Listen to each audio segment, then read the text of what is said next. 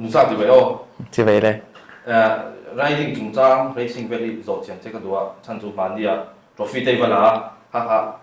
ami bal ta kom che ka nei silo vein hi kai kom na ni se ama sa berin i ming pum le i una mi zang ni ti mi shuthe kaming pum hi lalun sang ania chuan unaw hi panga kania no pangber kania umi pa hi pahnih kania pakhat a boral to a chuan u mai chia pahnih kani chuan adot le chan ing ti kuma tang nge bike i khal tran i bike nei ma sak ber le i bike kol lai ti ha ka bike khal tran na hi no pangte kani tanga khal ra kum za tak ki ka shelawa ka khal ma khal chu mai hain ra khal phak le ngan u the in khal tir thina chuan ka bike nei ma sak ber chu around 5 v3 ania chuan tuna hian CBR 250 Honda CBR 250 ka kolmek chuan ing ti kuma tang nge race itlan tran chuan ing competition a nge itel ma sak ber ka race tlan tran na hi kumsa ni som paruk khania chuan mimsa race kha mimsa competition siam na hnuaya ka thlan chuan chumi kuma chuan ing ti ba ngai yo chumi kuma chuan mission vengkhlang racing team anti MRT a ka thlan i trophy lang sak ber le a kum le i champion ma sak ber hi ka thredwa ka trophy lang sak ber chi chu ka mimsa race la sak ber sa ni som paruk han pathian khoi na zara trophy ka langhala chuan ka champion kum hi kum sang ni som pakwa khan aizola mimsa race ka champion a expert a chuan chumi kum vek chuan national a Honda Idemitsu a khan ka champion chuan zola pangana tan chuan tuna eng khoi ti ba ngai om chuan Mizoram chung le Mizoram pon ai team umna ni shute tuna hian Mizoram a hi chuan Aizo Racing Club a ka tlan mek a chuan national a hi chuan Motul Sparks Racing a ka tlan mek chuan trophy hi ing zan nge ilak to Mizoram chung le pon nen chuan chumi a chuan enge thleng sam I in ti ber Mizoram big a hian tongmoi lo ni lo se pathian khongai na zara trophy hi somnga chu kala ve to a chuan national big a hian avain somni pasari vel kala to a chuan thleng sam in ti ber thengsang ka inti ber thengsang ber hain ti donela keima nia keima thlen china chuan o I India yo kan tan kha I 2017 Asia Cup of Road Racing an ti ta chu India na thleng ta khami kum khan keile shwaizele hi bong ko na mi he kan tlana khami tum khan lomon pathum na kala chu thleng sang ai ni don pakhal de chuan kum sang ni som ni kuma covid ma deuh khan India rama motorsport a choi moina a enge in lo FMSC upcoming motorsport person of the year le Gautam Singhania rolling trophy ha ka donga chuan chumi kum tho chuan I unsung hero trophy ti ta khami ha ka dong tel boga ti chumi chu keima chuan ani trophy song ma chuang ya to ta mi zong na tel me lo trophy song ma chuang ya to ta chung zong zong chu khong ei da chu nga ti ge display ai lo ka display tho ina khon ne hei mi inte kan lo inte chepa kalak ang zong chu ka ta lang ve ka ma se I atlema zong hi chu antinan dealer te da te kan ei ta le hei re thonga aizola chon mi bike te kan lo mang thina tiang a han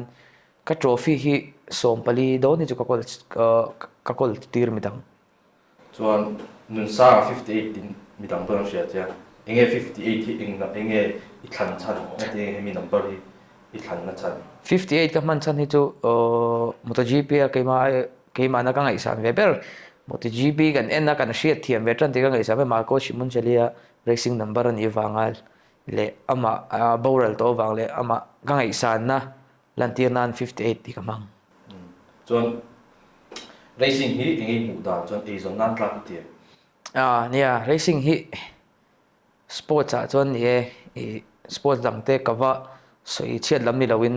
motorsport bi ki chu a hla ome me ma nuna thap tak me we kan ta na voi khat che chol pala thilpoi tak thleng thei ni ta ei entinga ka soyang hello motorsport hi chu voi khat ne tu na ka soyang dewin voi khat che chol pala thilpoi tak thleng thei ni ta le mi support poi don har sa tak ani hanin how tak e membo ka ei zon na tan takem ti a han ye motorsport chu che thawanga sports a chiar tel ni lawa khovel pum a hian entertainment a chiar ania het elaya Mizorama tanga tan chuan le hete lai a enge MotoGP level thang pon i puk chawa tlan num ve tho ni dik tak chuan ei zon na tan hi chuan tlak chi chu ka ti lawa ma se kan tuina ani awangin kan la ti ve sham sham ani chuan ei airfield te pawh ni ang khuta te pawh ni ang kum upa tak tak la tlan hi nong ta ni chuan nang eng tik thleng e tlan ni tum hei chu ka shelo le pathian za kan dam ni chuan ka thei chung hi chu tlan chu ka tum chuan airfield a tlan ngam si lo te hi eng tia ti nge a tha tirin en tina ti me a airfield a ron chu thangam si lo ti me a race a ron tlan thei si tlan ngam si lo ma se khopon kho chung vela ti me a khatiang a tlan ho kham hei lu le pa tin a thena chuan noksak tel lo ti ve thin ni ti me a khamia han ting race khuta han an ron lut ngam lo te pon ni ve thea nge airfield mim san wa shchiang lo te pon thea chu enge i bu dan ron tlan vek mo se i ti nge entie ka soya khamia han tlan ngam si lo ho kha entie ti nge thati rin nie hei tuna pe kan the thawanga khopui chunga le ti vel hen chak tak tak tan ta me me ma hei hi dik tak chuan tu dan po motorsport bik hi mi zong zai min tuipui an har ti na em ta khopui chunga chak tak ten kan tlana mi nok sak ti bak lo kan nei lawa le vatan chaka vati vak vak khan trophy lo ni tik tak na soi top mai teng tlang tawin kho chunga chak tak tak an tlan khan pakhat nan lo man pom chung lo ni heti lai airfield a chuan safety nen mim sakai shoi na noya safety po tha theyang berin kan tlana le heti lai khopui chunga motor on tlan tur le zong on tlan tur engma om lowa safe theyang berin check te pon sema chunga chon lo tlan ve zok se heti lai khopui chunga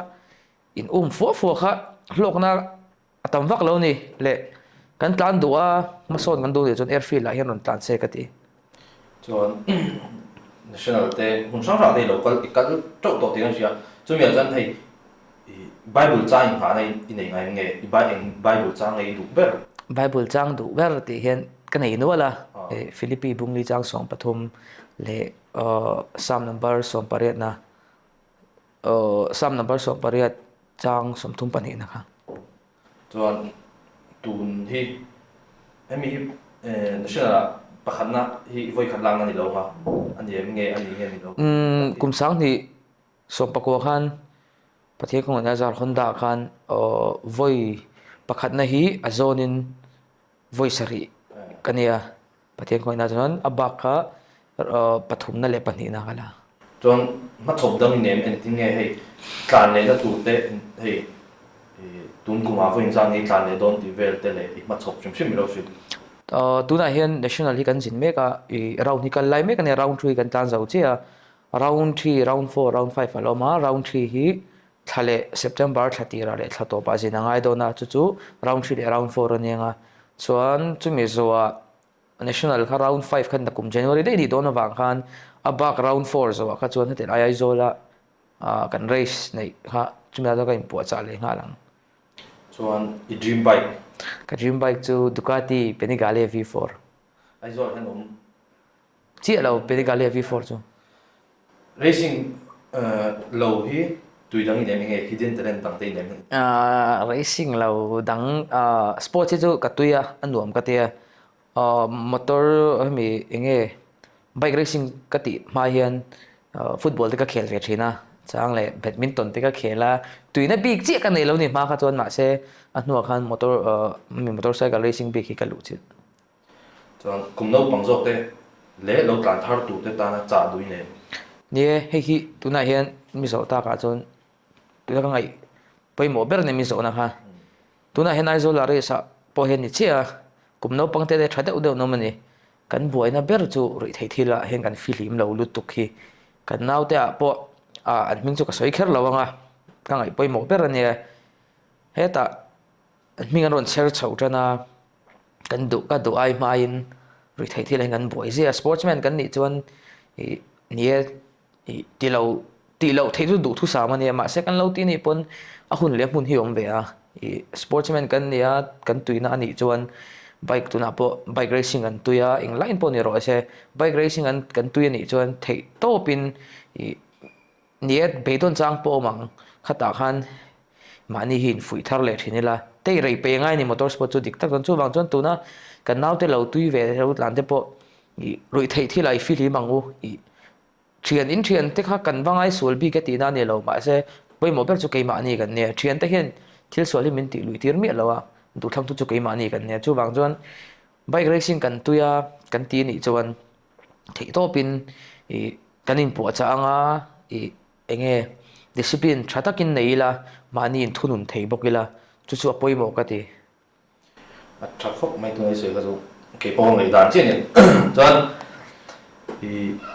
price money hi mo i itel tira tang hian exam hi aftun thlen a vai hi lak tong ti ka heta a vai han chu don ta la a vai han chu don chon mo kaman soi thiam mai lo chan chu price money hi motorsport tam vak lo ni tik tak chon ai zo la po national la po ni thawa a vai chu don chon mo gatlan tira tang ka lo chut ngai mi lo a zat ve nga ni ve tong a chan chu ai zo le chang ka soi to pa price money tam lo ni a chan chu enge polte eng lo tinga ne ang budget at lema wang hian atam vak lo ta vai hian nga ro chu don ni la ka soi thiam mai lo he mi chu han rin thiam dan tur bo ka nei che lo chan chu che tha chang te lo om ta che chang te om ta lang dan the nang lo ve reng sel ta he chu ka soi thiam chi lo ni poi lo han chu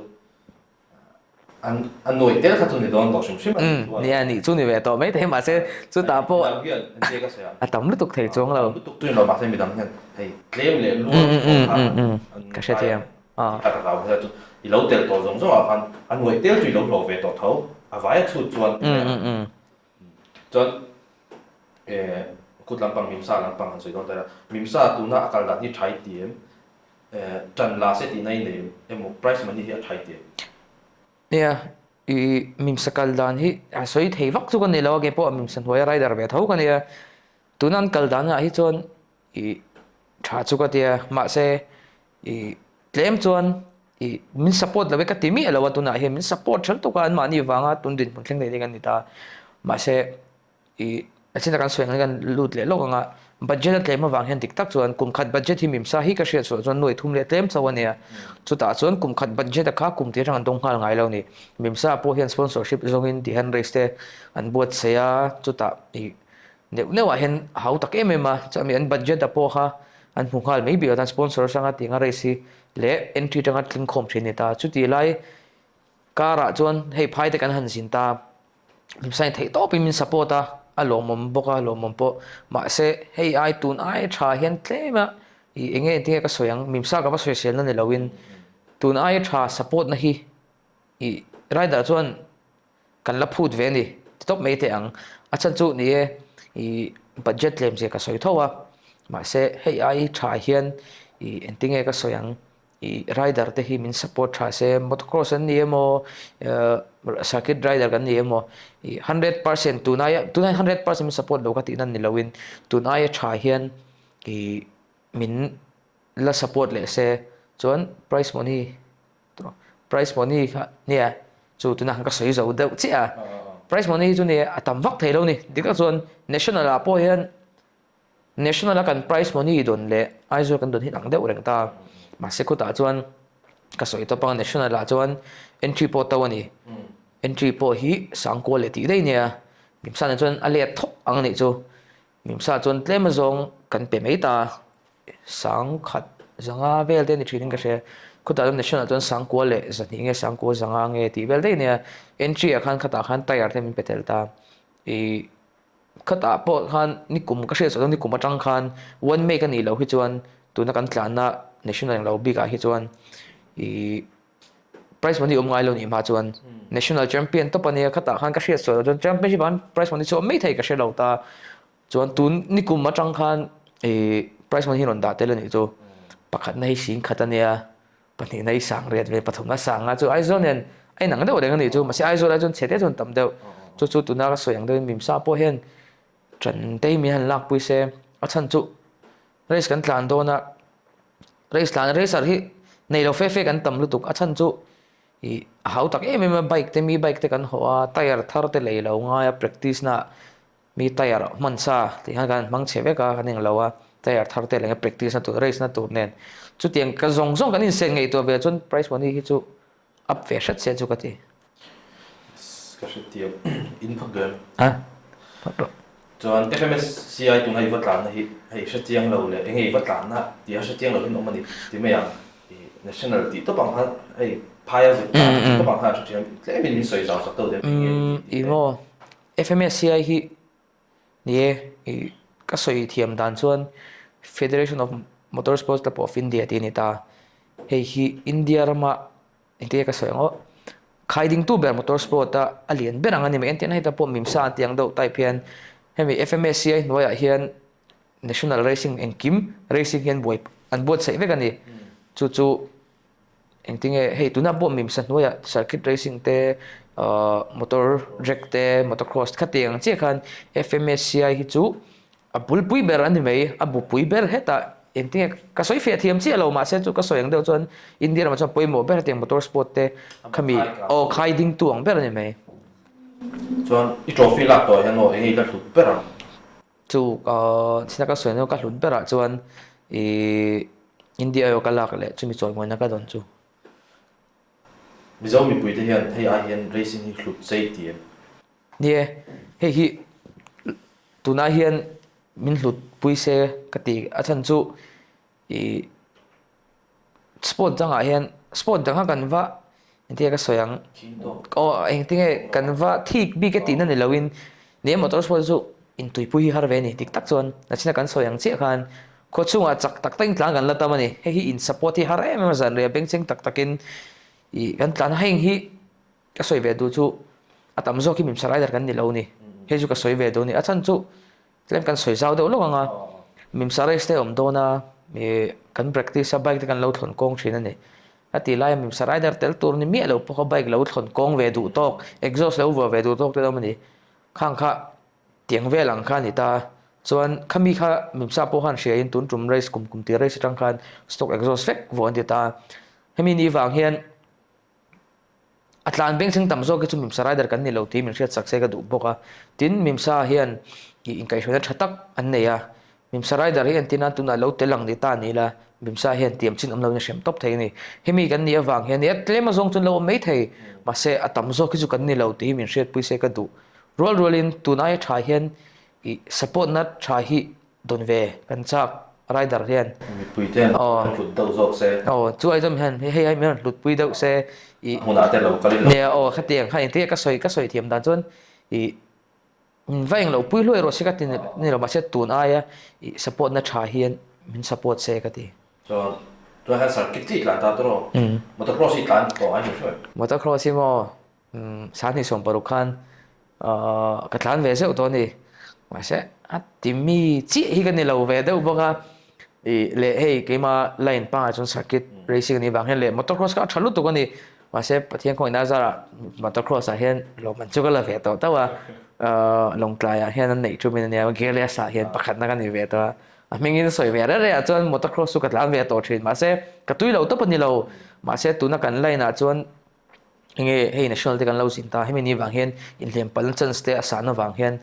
ka tiri lo ve do bo ka ni le ba ka bike practice na tur nei lo chuan mi bike wa hoa ai ti che sak balte nom si lo mi wanga tiri lo mei ka ni cho ít là tiền chung thêm anh phalen cho tu nào support đi đông tràn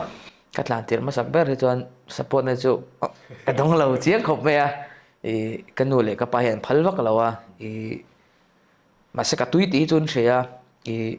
kan enge kan thian ho ten kan chok ve bike po ka nei ngai lo ni tik tak chuan bike hi ka nei hara hei chung ko har sakna wain ka nei lok lo a ti khan ka thian te hian thian te bike te ka practice ve then ni chuan chu na chin na kan soeng khan race ka tel ma sak ber sa ni som par ko ne ta po khan ka tel ma deuh hian ka hrila kanu le ka pa hi chuan an phal vak lo a hlo uma lom chu ti kha ti an te ma se keima hian ka ngeng ve shim shim me ka ngal ve shim shima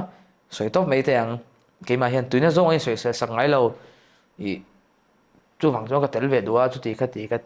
te ka soi ta ka wang kha chuan ni pon an phal lo ngam ta bik lo a so ti khan race kan zuk tlana pathian zara lo man han zuk la ve ngal lo ta ti khan final kha class thuma ka lu ta han te ka phu keima ha hei ka lom lu tu kha ka chung de ka hril ve ti khan mi khan on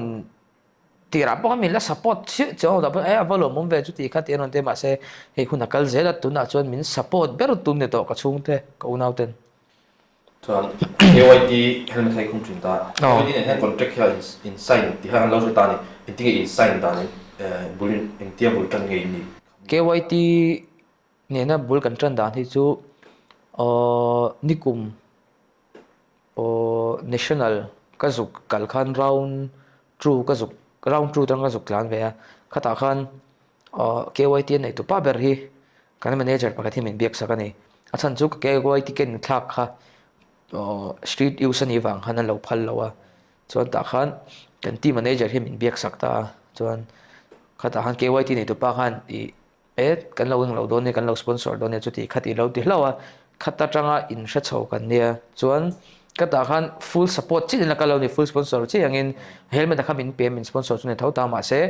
tunang i hian ente ka soyang i min sponsor phota chuan a contract big pa ngai taka hi nikum khan reizo khan asoi deuh thuaka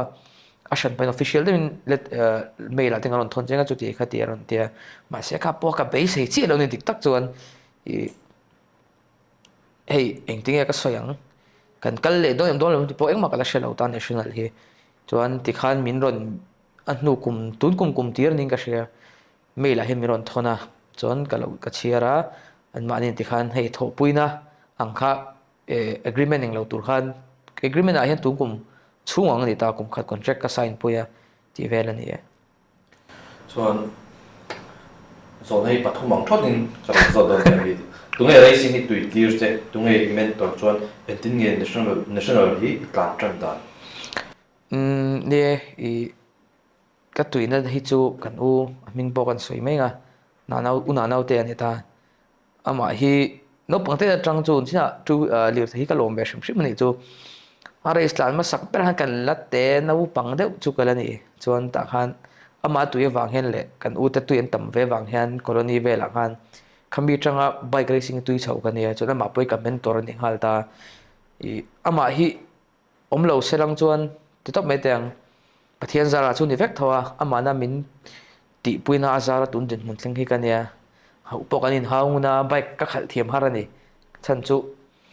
ba ngai deuh hian racing tura ka ngau bok ka tlan don hian ka thiam har nei pa ngai deuh hian ani po hi bei do mi thiam hare mai te mi hau fawa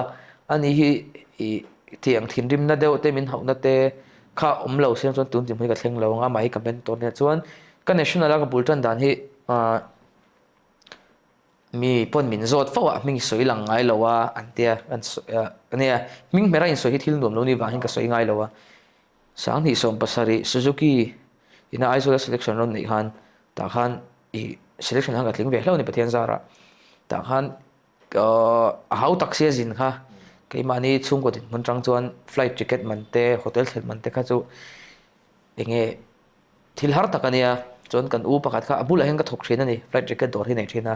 ta chuan ming chu ming sang ania i ming sang hian min khong aya ti khan anin ke ticket kalam holam i min tum sak veka ama national big pe chu ama bul min tran sakhi ka ti lo thelo ama bul min tran saka wanga tun din mun thleng hi kan ya tin national apo tam tak min shet phane chu ama wanga ni ta anin kha teng kha min du sak lo selang chuan keima ni sumakal du chuan ting enam lo ta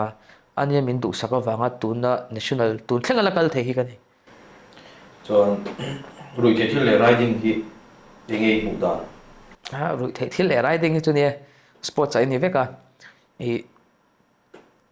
thil fulo ber ani enganga tha enganga talent nei tha po ni la i rui the thil ang ti chung ni chuan tlak chhet bak lo chu a lo chu wang chuan kal kop the lo to pani mai chuan sponsor in ei thai mimsa le FMSCI tlanin chuan company lian sponsor tu che ne sponsor se o i an tinge ka sengo company lian tak ti hen aizola mi hi ni mai ta aizola tang hian i mei nang top han man top tu chu ka nei chilo ma se hei EXL innovation te run moi TV ti te min du saka min tum saka chuan CCR enterprise te eta icaras te o outlook ti te chuan Yamaha than sang chun spo hian mi hi apui rina chuan hei an ni zara tun race te pawh hi tlan thei ka ni chuan hinting nge I practice dan mim sa le FMSCIB ki nia mimsa race chu azol hen a hmun kan practice ngal top thei ta national peak tak hi check pa kan nei lo wang hian a chang zon airfield kan kala khopo na han rai ta han practice don ta ken che chul palo mo wang hian ka practice vak lo ni dik tak chuan airfield han kal don nila kan hre thawanga o I tire te kan rem chawani I hai khute kan chuk chuka high speed corner te atamta I aizol mi hi ap thalawe ka tinan ni chuang me lo ta ma se kan chuk chuk hian heti laia kan tlalin ang lo wang hian harvem chu wang chon practice tur thakan nei lo wang hian tuna po hian ka practice lawang top ani mai heta kan chuka khuta kan thlen thlak tera practice top hi ni mai a than chu soyang dewin airfield am practice don nila a thalu tuk tho ni ma se hei enge tire ti velte a heka wang hian le paisa te om lo thena wang hian ka practice vak lo zo khuta kan chuka kan practice deuh top pu ni mai national big chu chuan phai bakal hian insen saw tamen chuan hinting nge isukin manage hinting isu ten kol phai zukal hi hau takai mema flighting an kal tlang puinga tinge train te ponin kal mai lo chu ti ka ti tia zo na poi kan dong ve thin tau ni dik tak chuan timing ni fixi om vek ta train te pon kal mai ulan ti ni ma se train chuan rei te pon lo rei deu ani experience kan lo la nei lo ta I ania kal da chu kal thei veka ma se flight train ticket a kan sen zat le flight ticket a kan sen a inang deuh thok ani a chan chu ke ni chu boi thlang na chu zukdam lo le ti vel kha a boi thlak thein chan chu tiang kan thleng thla atuk ate kan practice nga la I khatiang te ni wang han flight ticket chu lo to deuh nge ma se a tlom lai ani hi fix a vek ani wang hian a tlom lai kan la ve thin ta I chuan tuna hian keima bi kan soi lokanga I instead sau chu tam lu tuk thau tiu ticket vel zong zong nen hotel than man te lo ngai ta chuan keima bi ki tuna hian ni kuma tuna ka team ta na sparks a hian contract kan nei a ta chuan tun kuma result nei tha ni chuan ni kuma han ti ta result tha mi pe ni chuan na kuma next year a chuan entry fee engkim le bike ho man te tum to lowin chuti khati ke ni kan tum sakang chen ti ta chuan tuna hian ka bike ho man te entry zong zong hi team entry zong da min pek sak vek ta hotel thlem min tum sak vek ta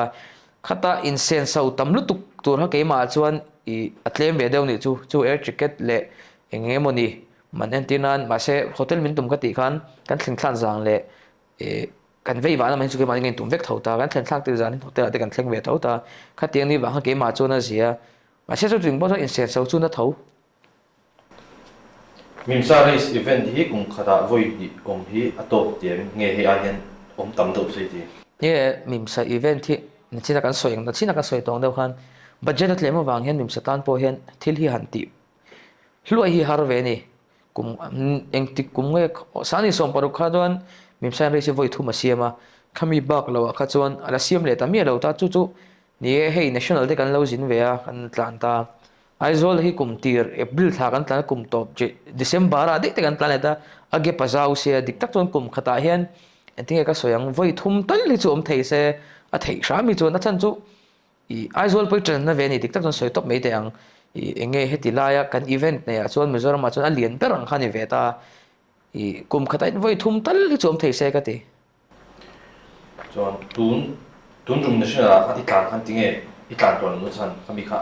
ap pati khan I tlan ha sak le tun mi him shit I nie I round 1 han kan soi ma sanga round 1 khan qualifying han pakhat kan ne pathian zara chuan qualifying pakhat na tang ka start a race kan start nu lep ni na khan ka bike han problem ka nei a ka bike kha aron thi ni chu thi top ni lo nga aron nang ta khami ni wang han round 1 race 1 apo khan I somna finish kan eta chuan tun race a khan tun race no khan tuna ka raw na ka problem ang chi ka pakhat na ka tlan line ka nei le ni khami wang khan I race 2 apo khan parit na ka finish pin tlan zo khan racing zuk tlan han den ta ni ti me yang khu tlan zuk tlan ha sunday nim kha oh sunday saturday le sunday sunday a final kha ti me yang oh final khan ni do saturday ka race 1 ang ni ta sunday ka race 2 race 2 a khan in tlan ta ni zo in tlan zo a khan rider ho zong zong kha in te pa khala han in lut vek china khata han inge in vati ti be kata han in vai kho pot ge kha ka i kha khamo i race kan tlan zo che hian bike hian buk thrin ni chu kha kha antinan tuna ka bike kha zang bi kem kan bike kha away dei nang vekem ti kha o antinan cái mà ni bike weight kha sang bi kem chu a weight kha chu mi sa chu mi om tu ti vek ang ni ta kha kha cái mà ni rider tel lawin a bike kha che khan buk thrin chu man kan lut khom mek zel cho nên chúng mình sa là còn đây tổng bên là gì thế tụi nó có question gì đó cho tụi mình sa đây sản han ha open han ít tụi ta đi ha trong ứng nghe áp bay cả khăn là dấu anh thế ha dấu tổng bên mà sẽ ăn han bùi đâu hay còn fight back để thôi mà sẽ lép đi em một tất cả số sẽ chọn khai bùi han còn fight back rồi ha sẽ sao i nia khami kha premier class khan ni ta i nia ke ma po kha ka duain han ti la ka changa ni ke ma po kha i premier class su Mizoram ma chuan han ti teng kai ma ni class kan da san ber de ni veta i pani na ka tlan kha ke ma po ka duain ka limit ka push ve thau ni se chu ti rol chuan ka bike khala kha achak pa ngai ta enge khami kha i Aprilia RS457 nga khalta a ke nung kha aron pial kha ka tang box si kha katlu ta chu po katlu na chuang lawa ke nung ron vir khan ka 360 ko wala katlu khan eta chuan ne khami a comeback re han ka van iwan han te po ka tik tak chuan ka bai khal khan azir ve em wang khan le ne reisi lepso mo mam sa reisa hian lepso mania lep bli na nge a han ka thlu ni chu chuan lepruk ang alom ta i sha thawanga mim sa track ta chu te ni i bike power kha chu eng po lo ni se i achina kan soeng deu poi mober chu kan ril ru hi ne i check a reflect atla ma lo hi chu race ala zo lawa pakhat na kan nge don pahni na po kha pakhat na ni thei pathum na po pakhat na de chu che chumi ni wang chuan i khami tum po khan ka thluk khan ka chi ai ve thau ni khatia kan thluk tak kha chuan i sa chum ron le pe supa i katang ha chuan hei kumti re su poimo em wang han championship points ate po le team tan te po poimo wang han ti khan ka thlua bike khamiron tun puya i khatia ka vale ka va phak le ngor ka va tum big pon chuan lo ka tum per chu point score shim atlan ha ka tum ni ma se ti khan ka van ne ya i midang pathum na le palina tla an lo in fight ve do wang han kami kha an gap ka va phak le wa da wanga palina finish kani John Mimsa bi expert champion ho zai ni to na Mimsa champion hi mo voi li kani to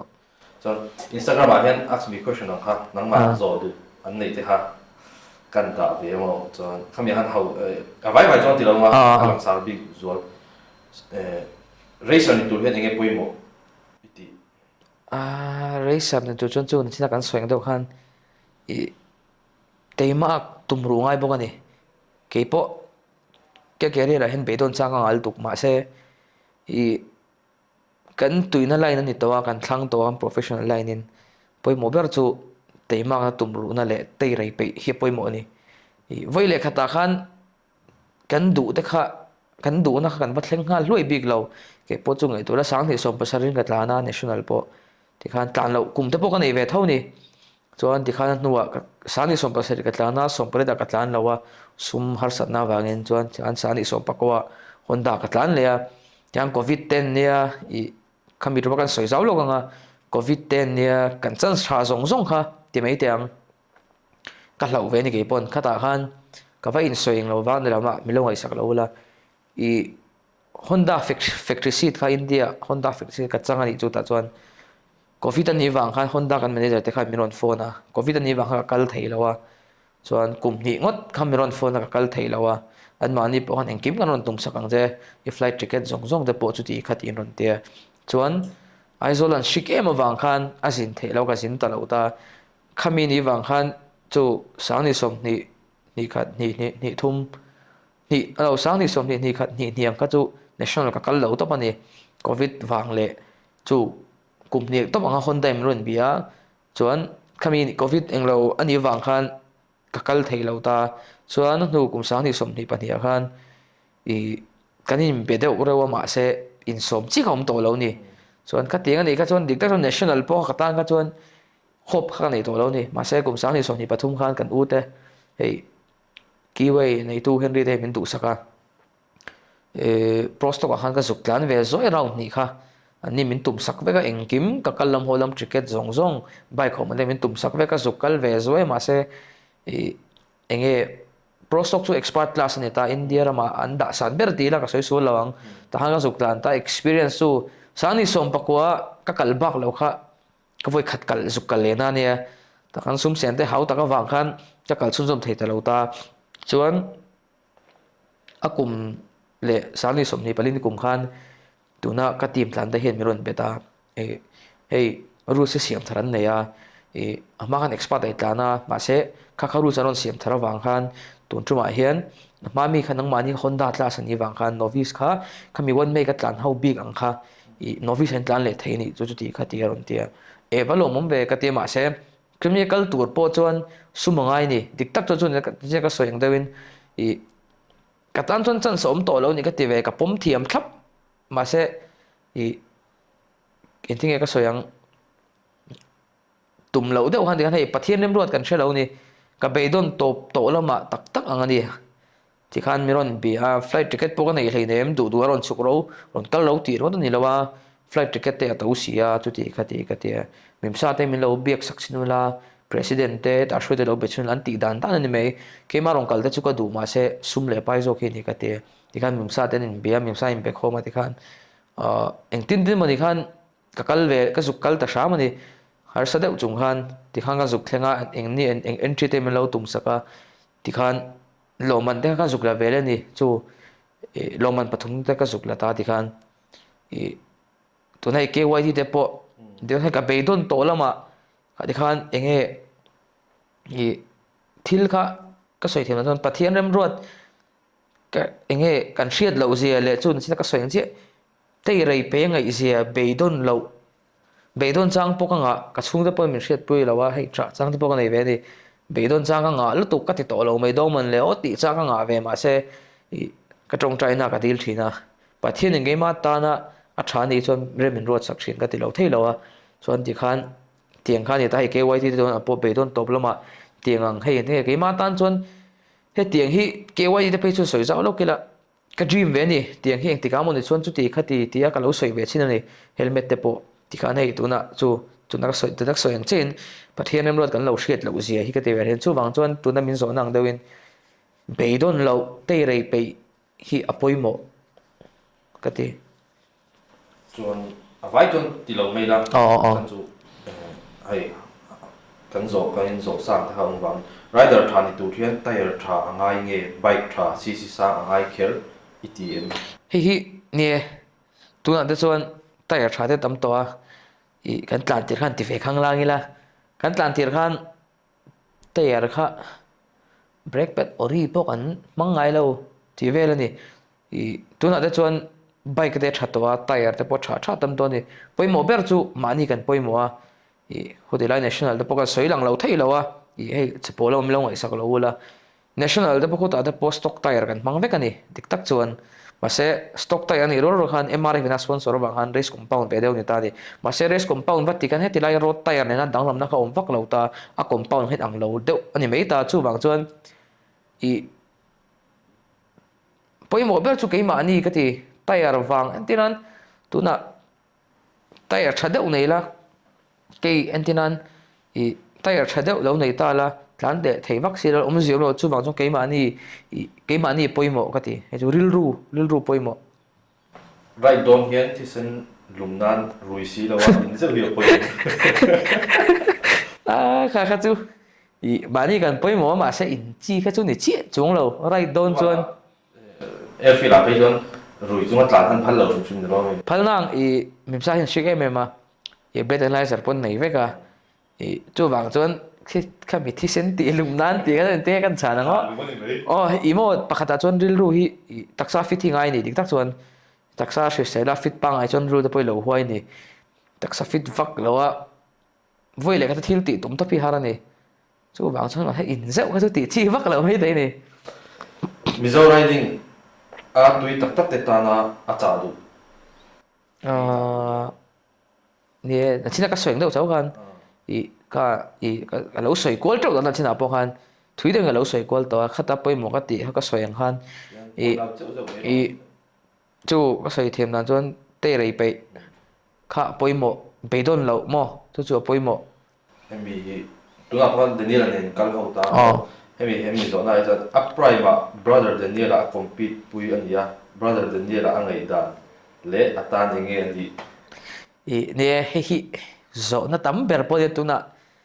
เนี่ยเฮ้ยกันวันเนี่ยกันอูเตอูอาร์เอสเตอูมาเตอูนานาอูเตเตอูมวยปุยเตอันตั้มเองมีกันสวยโดนจนอันนี้พอพรายม์ไลท์ขันอันนี้พอเรซิ่งช่วงขันนี่ไหมอินหัวนั่นตัวน่ะเป็นเดนเนี่ยอินหัวนั่นพอขันมากันนี่เป็นหัวนั่นในเราตาเรซิ่งช่วงจนเรซิ่งอันเนี้ยก็อินเอลเวก็ตัวพอจนตัวน่ะเห็นก็สวยดูปะตัวนั้นมีโจตากะจนไปหมดก็ติดเดียวจู่มีอินหัวตัวเดมินลงไงนี่ทินเอ็นติงเฮติลายะอาศิระเห็นที่เราสวยกว่าไปเดียวหินตั้มเอ็มนี่กี่มานี่ไซด์เลยดานิเอลแต่ไซด์ตรังปนดานิเอลเห็นหัวนักกันในมีอะไรวะดานิเอลพอไรดักชัดกันเนี่ยอันนี้ปนอามาเอสกับเราตามมาสาวซีเนียร์เอ็นตักอูเอ็นมินเอ็นเวนี่ก็สวยดูปะขัดจู่เฮติลายะเองอาศิระเวลาเห็นเราบวยเราวิลาตีกันดูจังจู่ตัวนั้นเด็กพอไอโซลาเรสกันตลาดพายพวกกันกัลดูนี่เกี่ยมาชวนดันนี่ละข้าก็หมู่ดันข้าช่างเราชิมเกี่ยชงก็เชียนปาเนี่ยเรสกันตลาดดูนักพาร์ทเนอร์เนี่ยทีมช่างชงกันนมมาเสก็เชียนปาเนี่ยเกี่ยปนก็ดูสักนี่ก็เทคโตปินอันนี้ปนมินดูสักกันทีมมันกันอินเชราที่กันขุดกันอินโกมาอิลุตัวก็รู้กินมาเสมีชวนอินฮอตเตวะเตมินเราชัวชินนี่แต่เด็กส่วนอย่างเช่นตัวนั้นฮันเรสไอโซลาเรสกันฮันตานะอันจะมีชวนจะชวนตีเจ้าน้องสาวจนจะสวยเจ้ากันสวยนี่มีเราพอจนเราสวยกว่าตาเกณฑ์ปัญหาค่ะเฮ้ยอินทิ้งก็สวยยังเพรสเซอร์มันเปกันตุ้มรู้ตัวกันนี่เฮ้ยที่เราเบอร์เนี่ยเรซิ่งช่วงจนอินทราเซียนช่วงตอนนี้กันอินเอลังอินเอลตัวปนนี่มาเสก็สวยดูจู่อาศิรเวมให้อินเอลปีเอลมามีอินเอร์ตีรันตุ้มรู้ตัวกันฉันจู่ขัดยังเรื่องกันพูดเชื่อเรื่องมาให้จ้างจนนี่มีนั่นเราสวยเรื่องจน mindset ไปทักอลเวนี่รู้ทักทุกแต่ไปอลเวนี่มาเสอินห่วงเฮียนี่เราเฮต้ากันสิกุสินดูนปนพายแต่พอกันนี่สู้อย่างมีดังกันโกงฟักเราที่ข้างกันนี่โกมาไอ้ national กับ local ตัว race กับ local ตัวที่นี่บางอย่างนี่ปนมินโซตาจนมีคำเบชวนเนี่ยที่มินโซตาเก็บปนชาติมันก็ช่างไปเก็บปนกันกับ problem เด็กก็เชียร์นี่ปนที่ข้างมินชิลากันเทียบมันก็ยังเชียร์ตัวนั้นนี่จู่บางจนเดนิเอลฮีไรเดอร์ชาตักันเนี่ยนี่ตัวนั้นแต่พอมานี่ round 2แต่พอที่ข้างลงมันได้รถหลังกันดิกตักจน national ลงมันลักงาลีฮาร์เดอร์ไม่เนี่ยDaniel hi rider thata ni aizola po chu bang chuan ka soi du pakha chu chu na che ka soi che kan he ti lai sir kwal velami hi khatiang rilru enge rilru chet put theina ha lo soi to lo se ka ti chu ka soi du race na a tayar man kha atha ve thoem chu che ka soi ang deu MRF ina race tour na bi ka an siam stock ai kan nung profile chu te ni chu 130 ka mangta ma se a compound kha racing compound ni wang han danglam chu tia tayar dang ni na avat that na big chu chuang lo ma se stock tayar ai kha chuan race compound ni wang han that chu chuan mizo rider dang te promote hi emission ate tel cha chu ei tu na pon che ka soyang che national kan la ti ve sham har sa chung an ti ve sham hi dik tak chuan vai hian an sha thiam vak lo thin ni selection an ron nei tum po kan kal lo dul te po khan an sha thiam lo ni ke ni po hau tak tan karong kala tu ma tak ron kal le ngai lo an ti ni tu na po hin kal la ti ve sham san chu nei lo chung pon tu na hian ke mani wang chu ka ti mi lo tu ma in hei u ma te uare sa te urin dikate khang ho local zong ina an ma ni tanga mizo rider hi min shia po kan ni reng ani le he kan mem shoi tu then ka tang hemi di wangi ma pon tu ne kala ti sham ani lo chuan tin an tu na enge tu ma lo zukal do to lo taila mizo kha min shedo lon lo ni chu wang chuan tu na po hen kan ti om te ne hen khutilama vai ho pokashil chen ni chu aizo la hen scout ter on nei ula enge aizo rider tam takan oma ma se kan problem ber chu sum le pai ni chu wang chu po chu in share thi mangai do na discount thatak miron nei pui thei chon ti pon vai ho chu ka shil no to tun kum to mim sare sa poi anon kal thut mai thei rider te hriat loin scout anon nei thut mai thei ti vel ni tuna po hen motor chu tlan thei na trans chu ai hong do lai to ni hei chu ni mana tanga so na thina ne India ram jang di tak chun har sa ni motorsport chun sina po kan soi to hau tak se kan soya India ram atang khan motor thi kha tlan to pakhat kan ne ya Sarat Kumar ania ani po kha kum ni don chu tlanang anwa khan hau tak em mang tan to lo ta ne tu he chon chan state tha to ta ani hula ban har sa thau ta tu hen chan state thale azol to wa I ei tu na Asia talent cup te om ta khata te antinan kan lo thlinga mo khati ang ni te ka chuan chan su mo to thilun te po chu om vek tho ma se chu po chu soyang deuh van nei ve ni ngai mi big ni ve deuh nga yang physical fitness and tin nge maintain chin aid in lam idai enge fitness ai se da ka ne fitness tu na hian ke maintain ve cha fitness po hi sota ramluna son gym la kala lu sai fit pro ne min du sak em ema tian anin race state land don sia ti in ani hei gym fee po pi pelawin min du sak na zara ka vakal ve a ne fitness hi poi moi mema fitness that hi chuan kan ri poi dang ve ni tik tak chuan taksa fit vak lawi chuan race lan nela liruina shakura ma se fitness and clean lo thini chu wang chuan fitness hi a tha thayang phari angai ni 100% hian chuan diet hi chu ne ka kon keima to ang song ka control ve thoma se soyang dewin thilei tuilai te lom ve ta ti chuan in sum te har ve ta ma se atam zo ka hi chuan ka in sum ve diet hi chu ka in control ve cha keima to ka zo na pasari rang do min thar ai no harmel ve har long lo pasari rang do no mizo rider ring example na nào te tu ne nai u ngai chak bel mizo a ko hai ma ko bisa wa chuan urin tika chuan national a chuan sarthak chavana single or taken khoi ti ma ngai om chak bel mizo a bisa wa chuan tuan ka dream team a ko me KRC ani phaya national a chuan TVS racing a to per to tu o feeling za ngai ni fin nga leng chinga Daniel hi athiam atlan thei abon ha zong khan ni se chuan a tom nan enge soi du te ne he podcast ka in bia ka interview chung cha te ni hei min ka soi lang don hei takle na hei tiang platform hi mim sarai da kan nei khat em ma ni hei kom chau interview chu kan nei pe thoni ma se he tianga te ka soi mani du dan tuna min zo nang ki te khatiang kha kan nei khat ni hei kan dream ve ne chan chu mi hian support na tha hi dongila hei ke mani kan platform nei ve chuna ni mi ha min lo kom nge ro sika te lo ba se nang man te min ron so ma ni ani san han ni san ma sa chop chil le ngai ni bia chunga polom thu ka soi jon he fate dreamline te chunga polom thu ka soi kor pakhat pek te kan duwa khaya ba lom don ve brand mizo brand thar ni dona chu ha revolve ania revolve hey moi khop mai kina khami kha sportswear te fashion te khami kha an effect dola tuna jon an voi khat ina chiala ni ba han khami kha sample ti me a voi khat dong tu ba sa berin ya mi dang te an kom chho ze dona Daniel po nang ma zo hen kom tuma chan chu game platform hi hey improve ka ti me chuan mim sa te po kan katum da chuan le kan tum da chuan ti me tuna to ban tla na nga khamia khan pakhat na emo patni na te ha kom chho ze ti me game platform han nei se an mani mo phu nan nei nga pakhat na ilo ni po ta ka ke sak sak le ga po ei mu sak sak po ya kami ka hey dia se rider ho rookie ni mo novice no expert khatiang ka phu na hemi wang hen ti ve hemi wang hen ti me la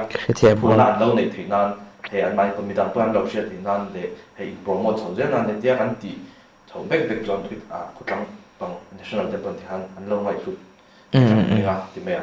chu jong ni se voina te interview in kom na thatak te kan nei thei pha chunga po kan lo cái pokalo mày chú trọng chuẩn bị rồi sẽ